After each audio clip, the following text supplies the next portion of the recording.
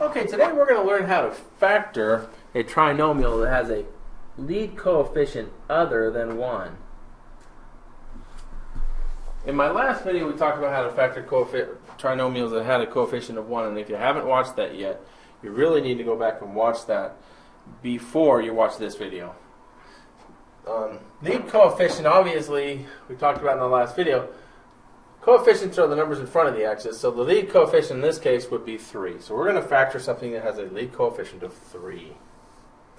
Well, what we know is this 3x squared has to have come from a 3x and an x. And if you don't understand that, once again, go back and watch the last video. And I know that the 12 has to come from two numbers multiplied together, one here and one here. So my options are 1 times 12, 2 times 6, or 3 times 4. And we're just going to use a guess and check method on this. So I'm going to start off with 1 and 12. Let me erase the highlights. We don't really need that.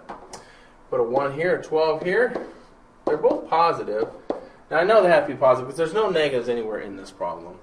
And I'm just going to check the inners and the outers, and once again, please watch the last video for this if you have questions. 1 times x is a 1x. 3x times 12 is a positive 36x, and if I combine these, I would get 37x. I'm trying to get 13x, so this did not work. So it's not 1 and 12, but it might be 12 and 1. So we're going to erase this here.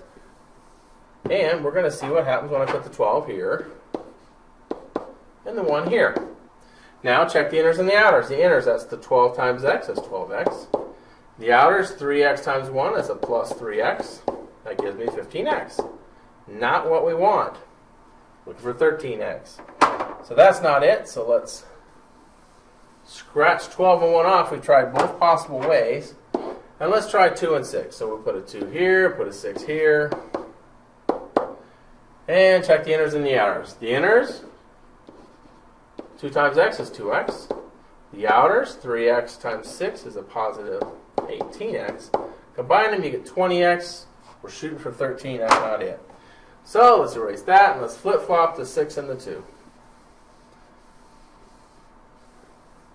So instead of a 2 and 6 this time, we're going to put a 6 here and a 2 here. And try it again. The inners give me a 6x.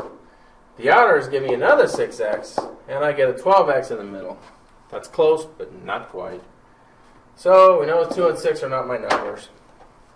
So one last set of numbers to check. I know this seems a little tedious.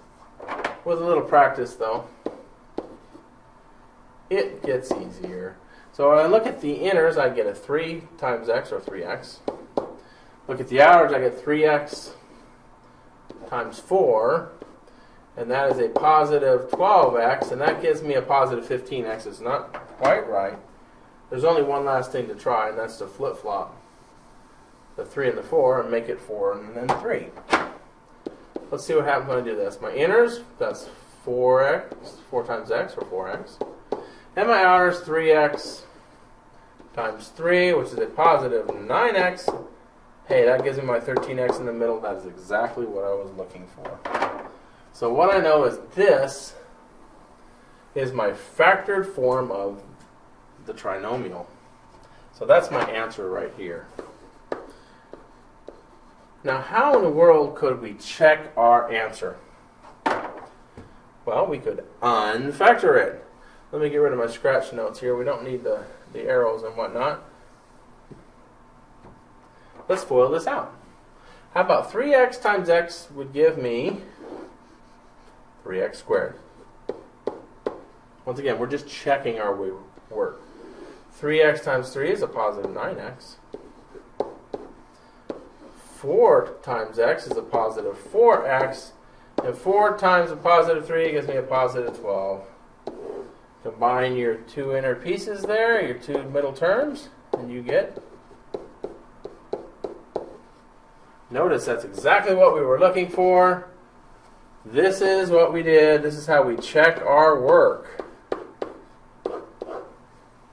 In other words, if you start with something and you FOIL it, and then use the distributive property again, you're right back where you started. We can check this actually worked perfectly. All right, let me give you another example. Hopefully we'll be able to speed up a little bit. So in this case, we have 5x squared, which can only come from 5x and x. Has to multiply to be 8, so 1 and 8. 2 times 4, one of those numbers.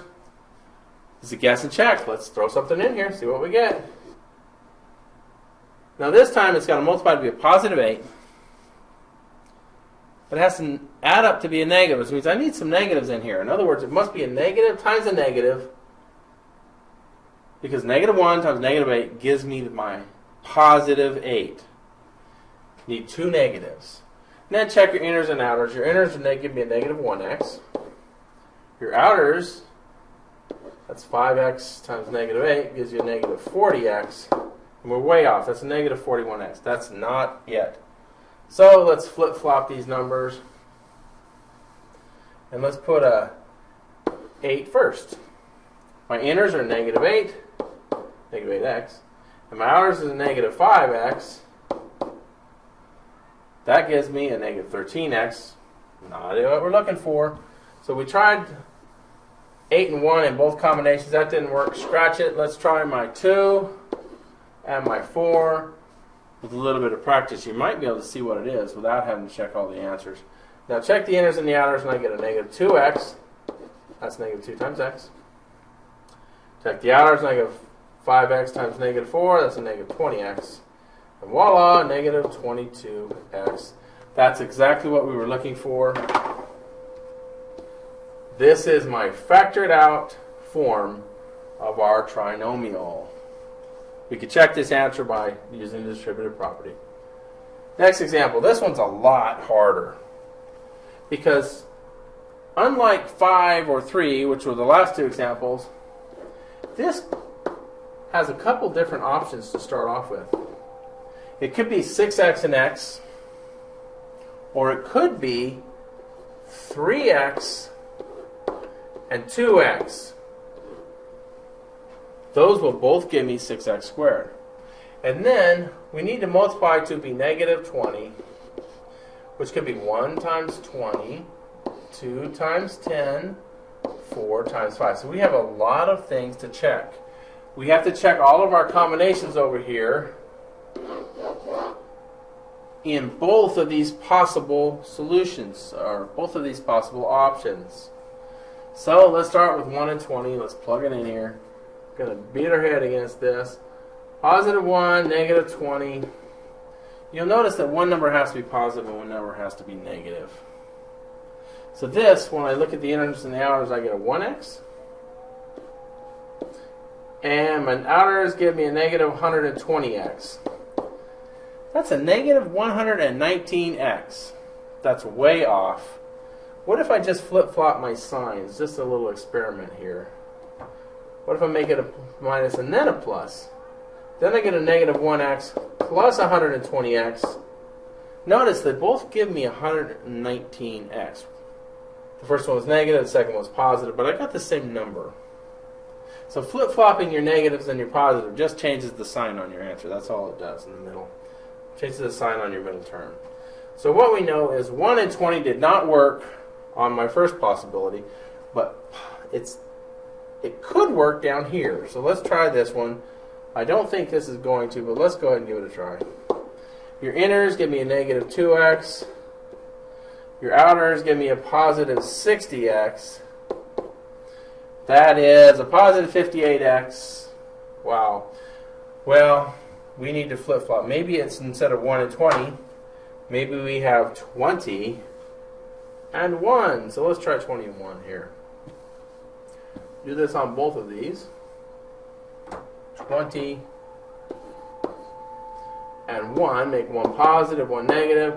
My inners give me 20x. My outers are minus 6x. That's 14x. I'm closer, but it's still not what I'm looking for. So let's try the 20 and the 1 down here. My inners are 40x. My outers give me minus 3x. That's 37x. So 21 did not work. We've tried it in every possible combination, so we're scratching off the list.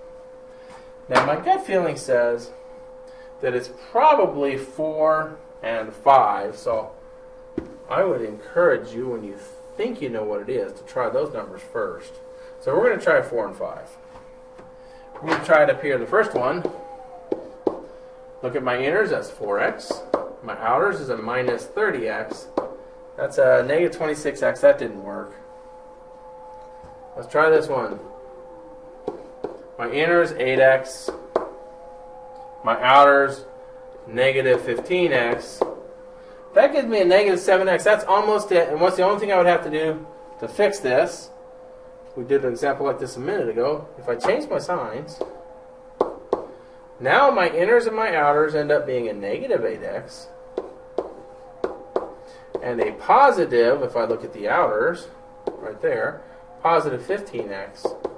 And this gives me my positive 7x for my middle term. Ooh, this was a tough one. But here is my factored out form for my trinomial. That's a hard problem. In the next video, I'm going to show you a little trick.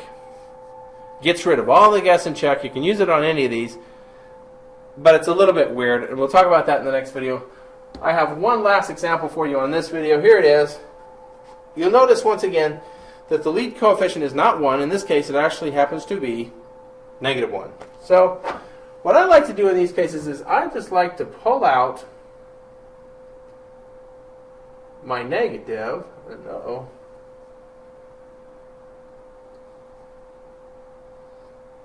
This is messed up. This equation is not what I was looking for. So I'm actually going to change the equation before we start because I messed it up when I typed it. This should be a plus right there. Let me try this again here. You can't factor the one there that we have. Uh-oh. You can't factor the one that we have right here. But if we do a little bit of finagling with this, I want to give you one that actually works. Okay, so let's go ahead and factor this one instead. Sorry about that. What I like to do on these is to start by pulling my negative outside. And then I end up with this. And so all I'm really doing now is looking at this piece we have in the middle. So now the lead coefficient is just 1. So I know it's just going to be an x, and an x multiplies to be negative 6. So that means one of them is negative. One of them has to be positive. Multiplies to be 6 could be 1 and 6, or 2 times 3. And we can just check them both. 1 and 6. Let's see, that gives me my inners of negative 1. My outers is 6. That gives me a 5x. That's not what I want. So it's probably not 1 and 6. It's probably our other combination, the 2 and the 3. So let's try this with 2 and 3 here. Let's see here. How about x minus 3 and x plus 2? My inners give me a negative 3x. My outers give me a positive 2x. And that gives me my negative x in the middle. So my factored form of this thing is, bring your negative 1 down. Notice this negative 1 we pulled out, we're just going to bring it down and put it in front of this thing to start off with. So what I end up with for my final answer is a negative 1, and then x minus 3, and x plus 2. Now sometimes you'll see this negative 1 is distributed into the first term, and you end up with a negative x plus 3, and x plus 2. That's one option. The other one would be to distribute the negative into the second term, and I would end up with x minus 3 and negative x minus 2. All three of these answers are legitimate. They all three work. You could FOIL them all out and you'd get the same answer, exactly what we started off with. I hope this helps. Thank you very much.